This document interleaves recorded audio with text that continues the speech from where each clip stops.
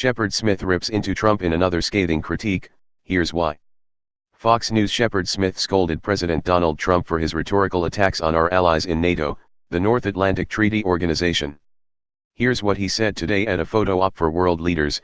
Smith explained at the top of his show, President Trump upended world order in a way no American president has in modern history.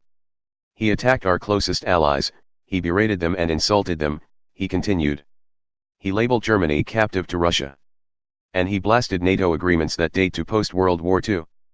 President Trump's utterances not only opened the door for a new system overseas, he added, they could also turn back the global clock centuries. Smith went on to give a history lesson to explain what NATO is, and what it means to the world, and to America. A reminder of why NATO exists at all, Smith said, on one hand, it's certainly about defense, but it's also a recognition that in order to thrive, there must be a collective effort. All of us in the NATO alliance together. The truth is every NATO country has paid its bills for NATO's shared budget, Smith said in response to Trump's criticisms. No country, not one, is delinquent. About 4 years ago, NATO members agreed to beef up their militaries, to spend 2% of their country's gross domestic product for defense by the year 2024. Obviously that deadline is still 6 years away, and only a handful of those countries have reached that goal thus far, he added.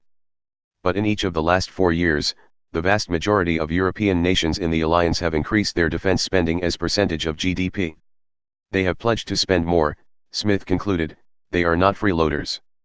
Smith criticized Trump for demanding that each nation spend even more than the United States is paying for defense.